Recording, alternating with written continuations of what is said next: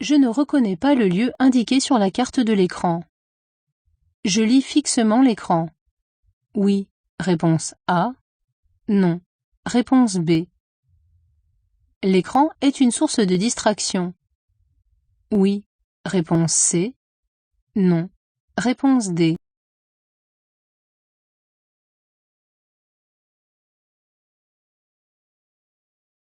L'aide à la navigation facilite le suivi d'itinéraires, car les indications sont données en temps réel. Toutefois, il arrive que la carte soit difficile à lire. Dans ce cas, il ne faut pas regarder fixement l'écran, car quitter la route des yeux plus d'une seconde peut s'avérer très dangereux. L'écran est une source de distraction visuelle et l'aide à la navigation, une source de distraction auditive et gestuelle.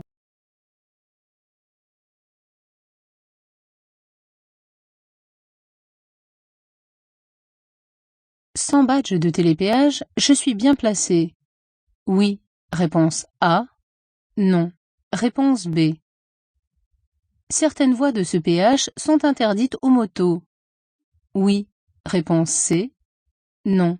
Réponse D.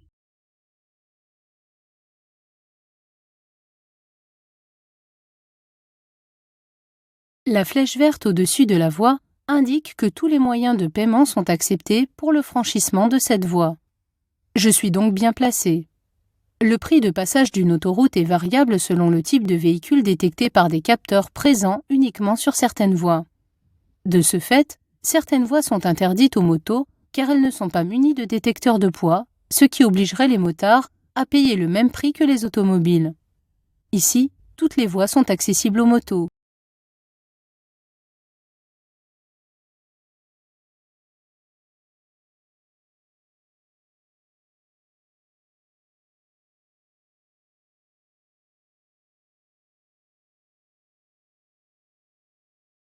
Je change de voie. Oui. Réponse A. Non. Réponse B. Je contrôle toujours en vision directe avant de changer de voie. Oui. Réponse C. Non. Réponse D.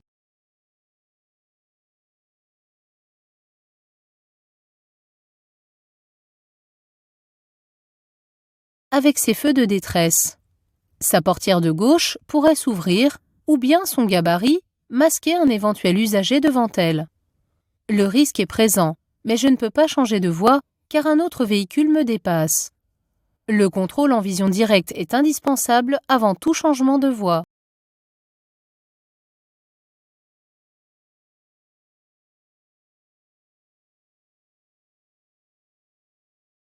Je relâche toujours le frein avant d'aborder les gravillons. Oui. Réponse A. Non. Réponse B. J'adapte une trajectoire réduisant l'inclinaison. Oui. Réponse C. Non. Réponse D.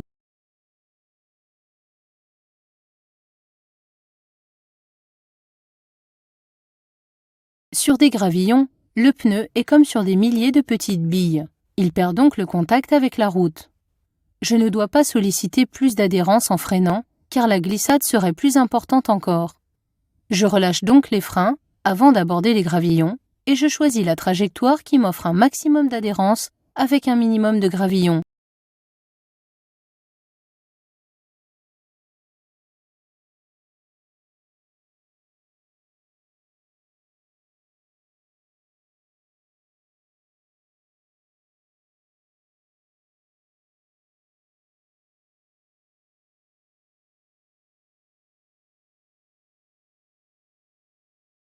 Je suis sûr qu'aucun piéton n'est présent devant le bus. Oui. Réponse A. Non. Réponse B. J'adopte une conduite préventive. Oui. Réponse C. Non. Réponse D.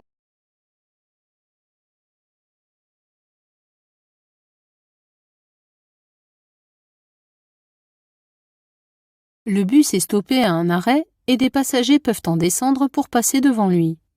Son gabarit masquant la visibilité, je n'ai aucune certitude quant à la présence d'usagers devant le bus. Je le dépasse à faible allure, en gardant mes doigts sur le levier de frein, ce qui me permettra de ralentir et m'arrêter. En adoptant cette conduite préventive, J'améliore mon attention et donc mon freinage s'il s'avère nécessaire.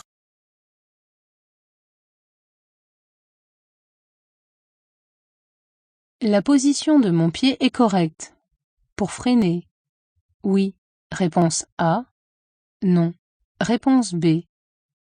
Pour circuler. Oui. Réponse C. Non. Réponse D.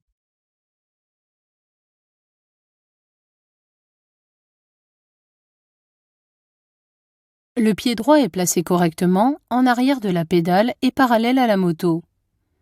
Ainsi positionné, le pied est en appui sur le repose-pied et protégé du sol en cas d'inclinaison de la moto.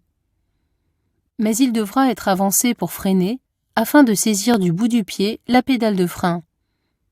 Il est préférable de freiner avec l'extrémité du pied et non pas avec la partie la plus large qui est beaucoup moins sensible.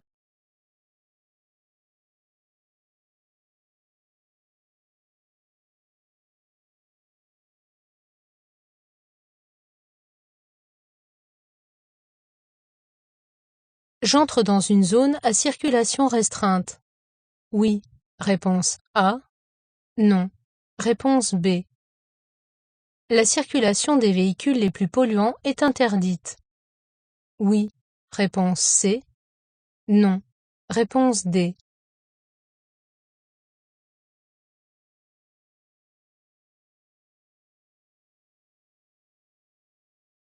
Ce panneau rectangulaire annonce une entrée de zone à circulation restreinte. Ces zones ont été mises en place dans certaines agglomérations afin de réduire l'impact environnemental des émissions de gaz polluants générées par les véhicules. Une vignette sécurisée classe les véhicules en fonction de leurs émissions polluantes. La circulation des véhicules les plus polluants est donc interdite.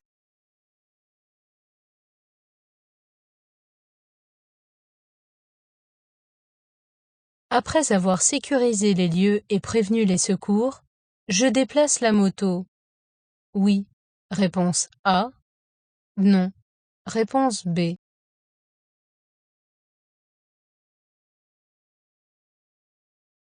Les lieux étant sécurisés, le risque de suraccident est écarté. Les secours qui ont été prévenus vont bientôt arriver. En cas d'accident corporel, les forces de l'ordre se déplacent également sur les lieux. Ils vont établir un procès-verbal dans le cadre d'une enquête préliminaire afin de déterminer les responsabilités. C'est pourquoi les lieux de l'accident doivent être maintenus en l'état pour que les constatations ne soient pas faussées.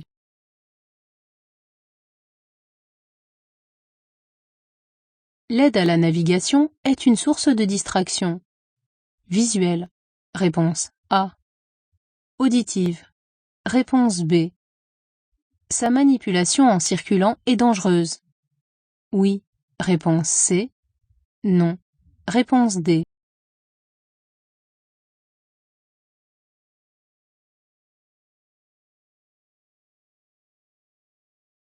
Cette aide facilite le suivi de l'itinéraire. Toutefois, elle peut s'avérer dangereuse si je quitte la route des yeux plus d'une seconde, si elle est lue au mauvais moment ou si je me focalise trop sur l'écoute des directions à suivre. L'aide à la navigation est une source de distraction visuelle et auditive. De plus, si je la manipule en circulant, je suis obligé de lâcher le guidon d'une main, ce qui ajoute un risque supplémentaire à son utilisation.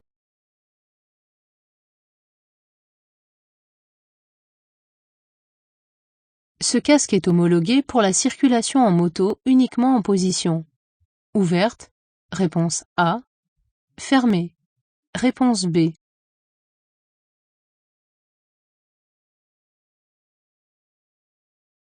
Certains casques sont dits modulables car ils permettent d'être ouverts en basculant la mentonnière vers le haut.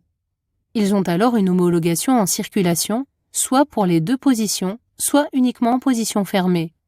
Ici, la lettre P indique qu'il est homologué en circulation uniquement en position fermée, ce qui n'est pas le cas sur l'image.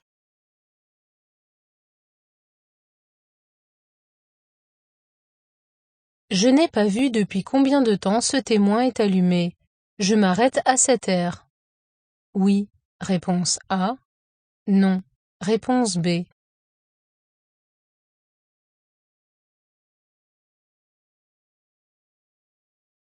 Une panne de carburant sur une autoroute oblige le motard à immobiliser sa moto sur la bande d'arrêt d'urgence. Cette partie de la chaussée est réservée à la circulation des véhicules de secours et à l'immobilisation des véhicules en cas d'urgence. Une panne de carburant est prévisible, ce n'est pas une urgence. Par précaution, avec ce témoin allumé qui indique que j'ai atteint la réserve de carburant, je m'arrête à cette aire qui délivre du carburant, comme l'indique le logo du pétrolier.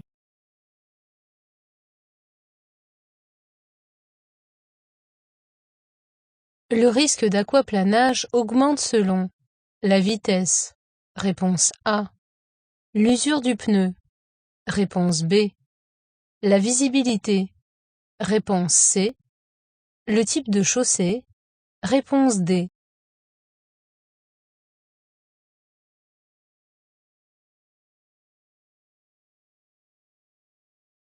L'aquaplanage est une perte d'adhérence causée par une pellicule d'eau soulevant le pneu de la chaussée. Ce risque est accentué par la vitesse qui ne laisse pas le temps aux sculptures des pneus d'évacuer l'eau. Un pneu usé évacue très peu d'eau et provoque un aquaplanage, même à vitesse réduite. La visibilité n'a pas d'impact sur l'adhérence, contrairement au type de chaussée. En effet, certaines chaussées évacuent mal l'eau, formant des flaques ou des pellicules d'eau stagnantes, ce qui augmente encore le risque d'aquaplanage.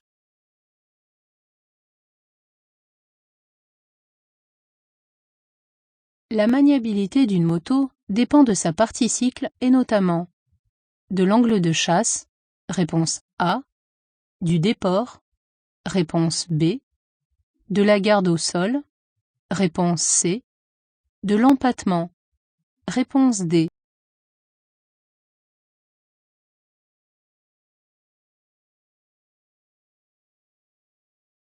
La géométrie d'une moto est très complexe et influe sur sa tenue de route, sa stabilité ou encore sa maniabilité.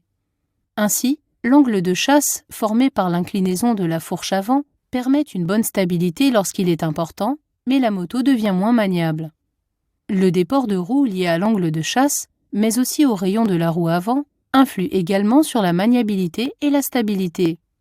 Enfin, la distance entre les deux axes de roue, appelée empattement, rend la moto très stable lorsqu'il est long mais peu maniable. Seule la garde au sol n'intervient pas dans la maniabilité, c'est avant tout la hauteur du centre de gravité qui est importante, mais elle reste indépendante de la garde au sol.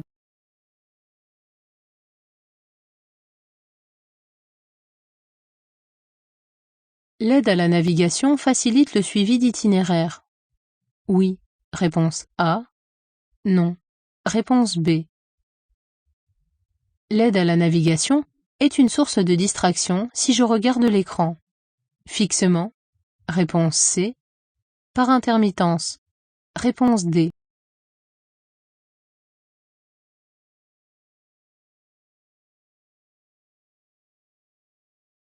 L'aide à la navigation remplace les cartes routières que l'on plaçait sur la sacoche du réservoir de la moto. Cette aide facilite réellement le suivi de l'itinéraire car les informations directionnelles sont données en continu et au bon moment. Mais comme toute information en dehors de la route et de sa trajectoire, elle peut s'avérer dangereuse si elle est lue au mauvais moment ou si je quitte la route des yeux plus d'une seconde. Regarder fixement l'écran d'aide à la navigation est une source de distraction.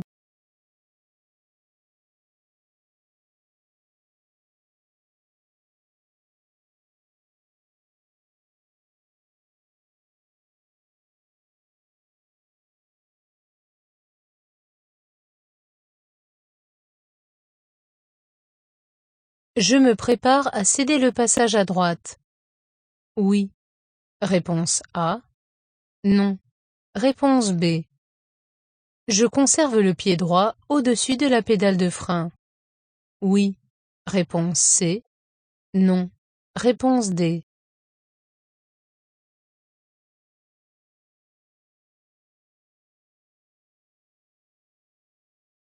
Un panneau triangulaire avec une croix au centre m'a informé que j'étais tenu de céder le passage aux usagers arrivant de droite à la prochaine intersection. L'absence de marquage à droite confirme ce régime de priorité. Je me prépare à céder le passage avec efficacité en gardant le pied au-dessus de la pédale de frein.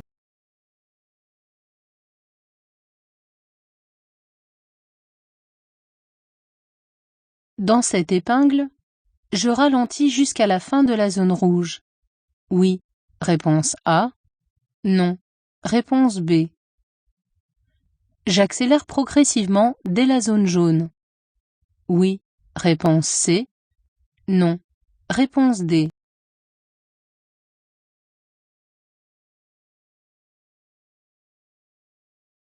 Dans cette épingle, je ralentis tant que la moto est encore droite, c'est-à-dire en bout de ligne rouge. Je maintiens ensuite l'allure durant le virage sur la ligne jaune. Puis, je reprendrai progressivement la vitesse en fin de virage lorsque je redresserai la moto, soit en début de ligne verte.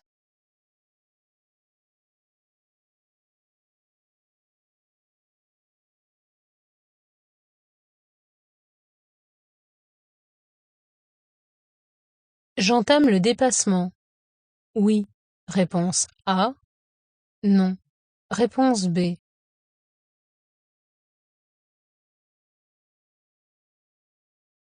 La signalisation met fin à la limitation de vitesse à 70 km/h et permet donc de circuler à 80 km/h sur ce type de chaussée.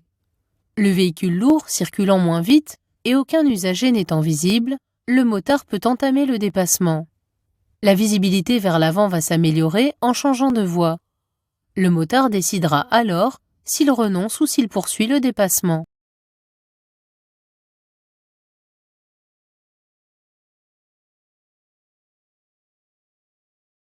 Cette croix rouge indique l'interdiction de passage dans cette rue.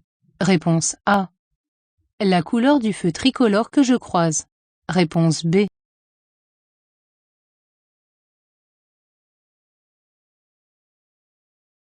À certaines intersections munies de feux tricolores, les feux rouges peuvent être répétés au dos sous la forme d'une croix rouge. Cette signalisation permet d'indiquer la couleur du feu tricolore à contresens. Si je souhaite tourner à gauche, cela permet de m'engager en sachant que les usagers, à cette branche de l'intersection, me cèdent le passage. Je vérifie tout de même qu'ils respectent leur signalisation avant de m'avancer.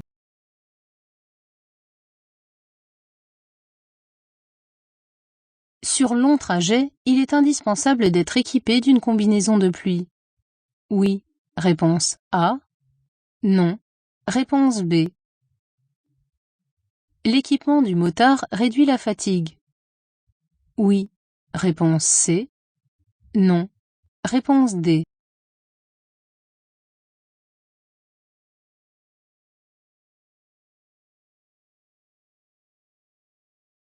Sur un long trajet, il est recommandé au motard d'être équipé d'une combinaison de pluie afin de pouvoir la revêtir en cas de besoin. En effet, n'étant pas protégé par une carrosserie, il est directement soumis au froid et à la pluie, ce qui est épuisant. Un équipement qui protège des intempéries réduit la fatigue et aide à rester vigilant.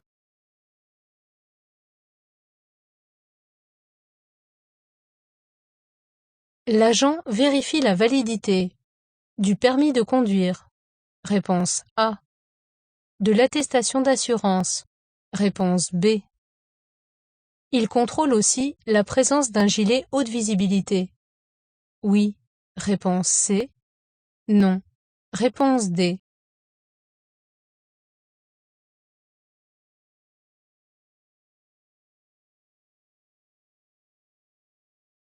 Le titre du permis de conduire a une validité administrative de 15 ans afin de renouveler la photo et l'adresse de résidence. Il peut aussi, dans certains cas, être soumis à une visite médicale pour être renouvelé. L'attestation d'assurance est établie généralement pour une durée d'1 an. La validité de ces deux documents est contrôlée par les forces de l'ordre. Un gilet haute visibilité doit également être présent, car il est obligatoire de le porter suite à un incident.